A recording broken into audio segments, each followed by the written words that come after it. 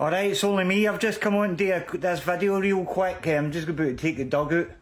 So I thought I'd do this before I go, just get this out the road before I move on to anything else. Talking about the recording I did on, what day was it now? What day is it today? Monday? It must have been Saturday. Recorded this Motorhead Lawman, the song for the Bomber album. I was like that song.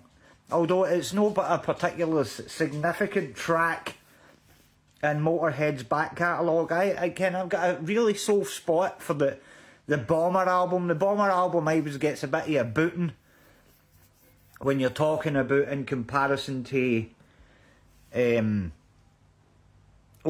Ace of Spades. Ken Bomber sits in the middle of the two, and it seems to be some kind of urban myth that Bomber's just not quite as good as the rest, but I think that's a load of rubbish. There's some absolutely great tracks on Bomber, and I was just sitting on Saturday, there was so much Motorhead stuff went on last week, like them bringing the statue of Lemmy and stuff out, and the Motorhead Day, which to me is just pretty goofy. It's like them Star Wars dafties trying to make whatever, what do they cry it again? May the 4th.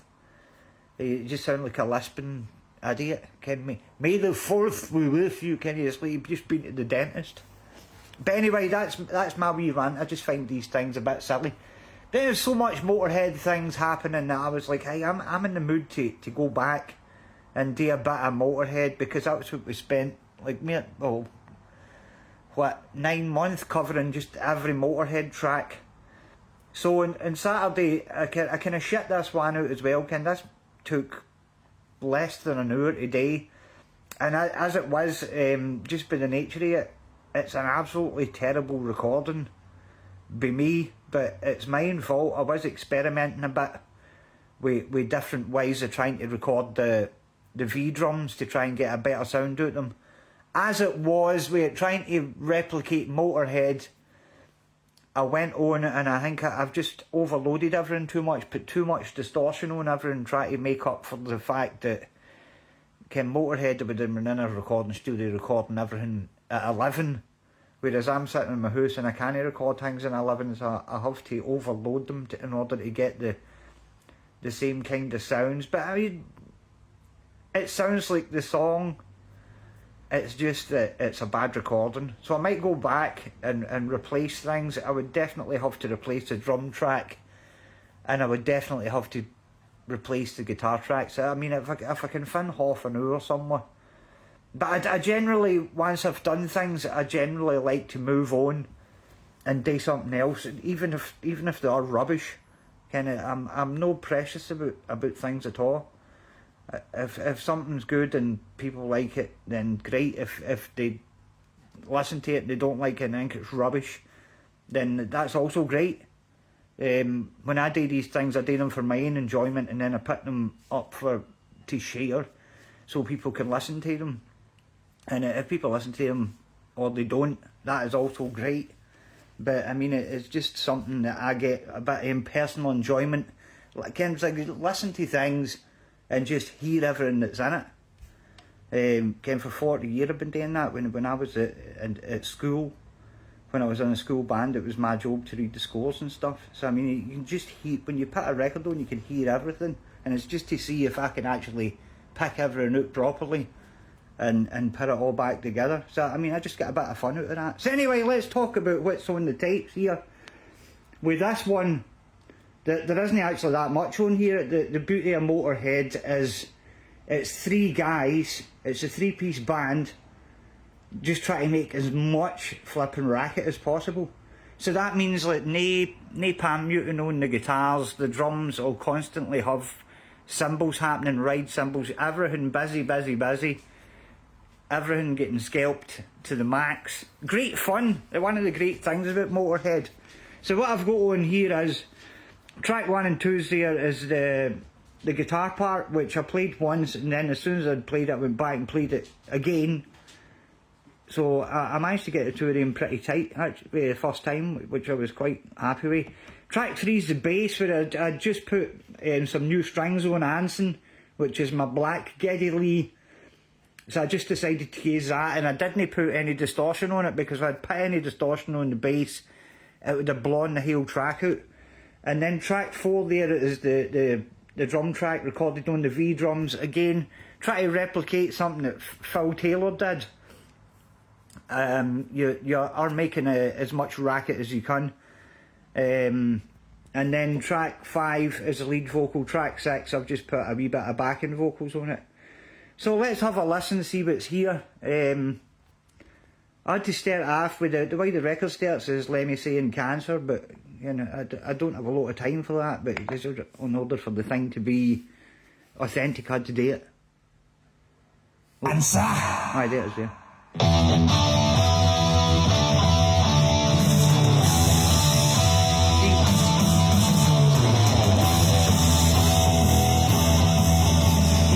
Right for the get-go there, that I've just put far too much overload on everything. Because when the bass and the drums come in there, as we've got there, there's the 2 guitars, 1 guitar, and then the other guitar comes in here.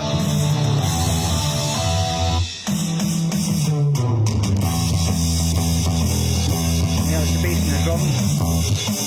You can hear yourself there. Because of that stupid ride cymbal, it's just going to overtake everything, but when you're recording the V drums you can't have separation on the different parts of the drum kit, which is quite annoying. They're together in the dark, but it ain't no friend, it's just another scared knock. I know you. The guitar's going there.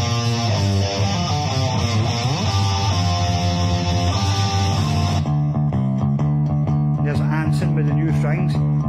Sounds pretty good, the bass track. It's no bad, that's what I'm saying. If I was going to have to replace anything, it would have to be the guitars and the drums.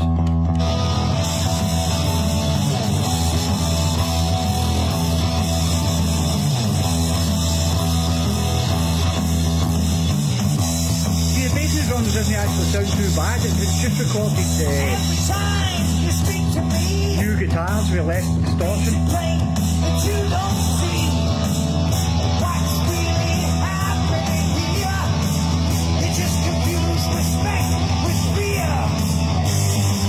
Yeah, just doubled up the vocals there. I know you. And then when the chorus comes in as well. Lawman. Lawman.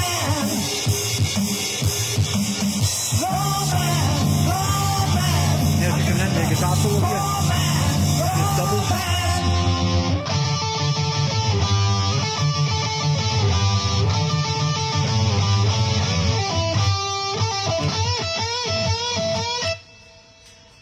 Hey, where's the other one?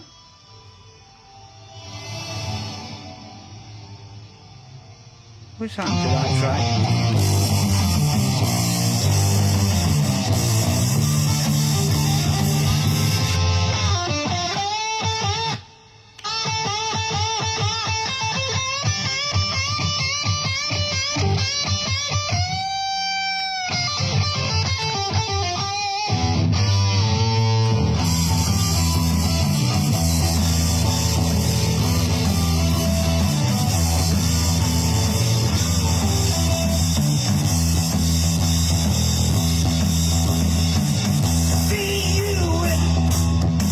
When you're trying to do your own rhythm section, is you're playing along with yourself, which in some ways is an advantage, but in other ways a disadvantage.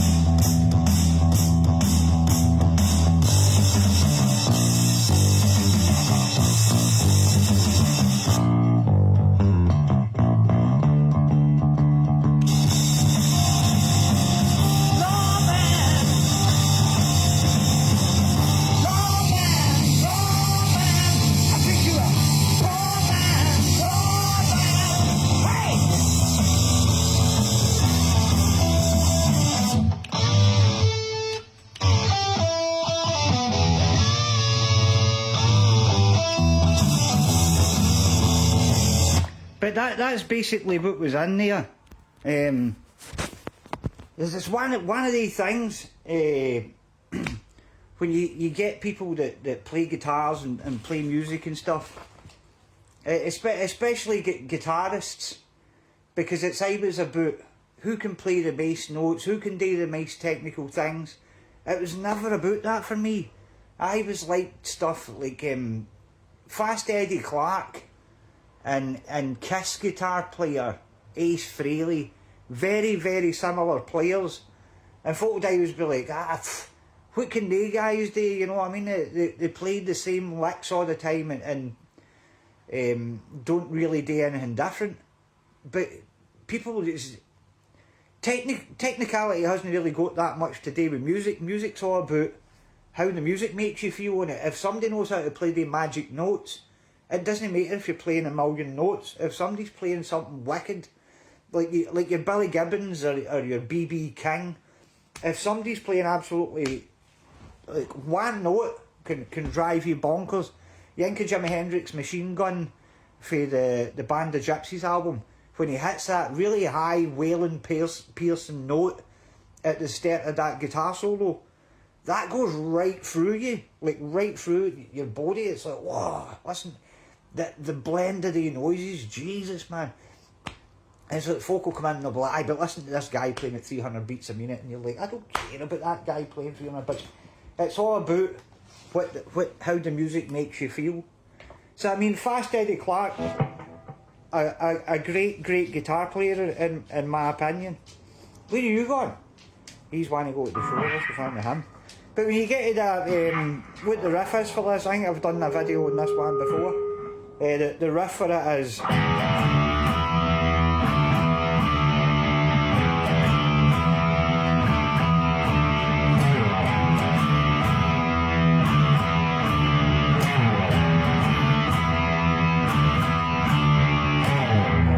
You have to always remember and put that slide in, because it is part of the riff. It isn't just...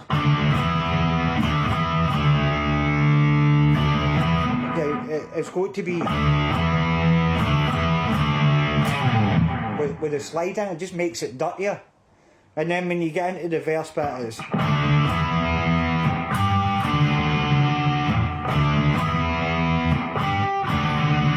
And then when you get into that middle bit, it's just kind of everyone's always based around about the pentatonic with Motorhead, where you get into this riff with this.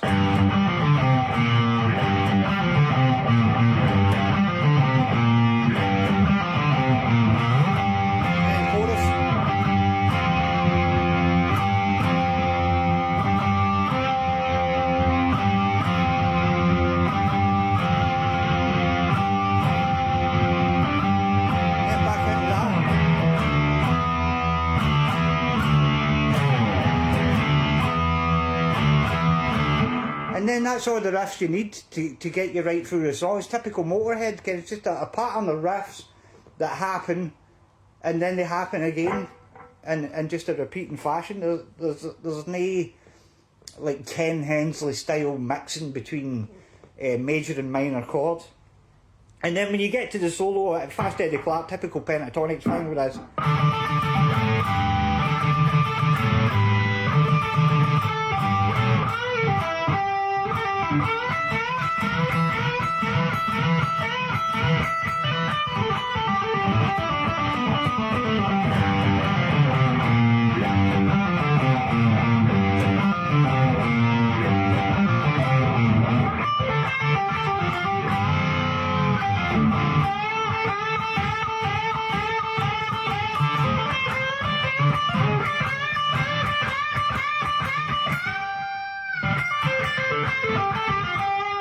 And then you get into this bit where it goes. And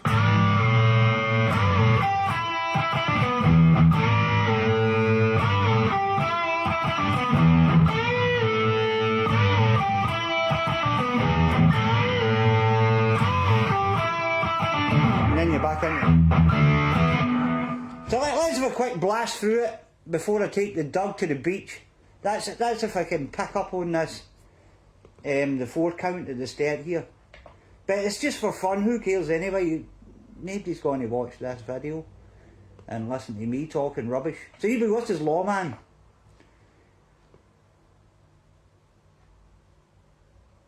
Cancer.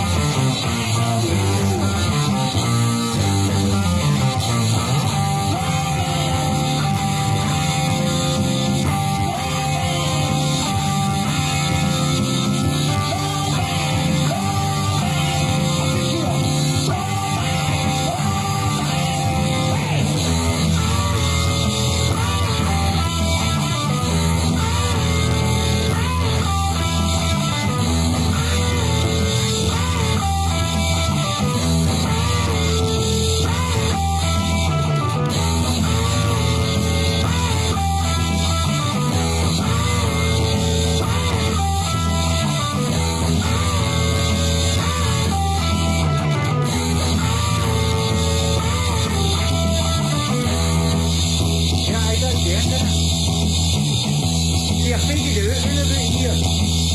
This is all due to salt.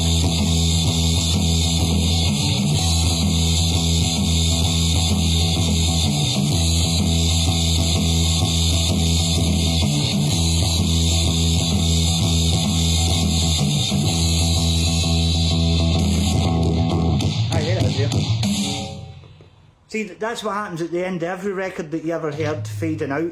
Is there's a bunch of guys just stop playing in the middle of it. Right, I'm buggering off, man. Taking the dog down the beach. Even this version of this video has turned out pretty crap, actually. So, just Lawman's just been the whole thing been a total disaster. But we could go back and fix it. But we'll see. Have a nice day, and I'll see you later on. Ta-ta.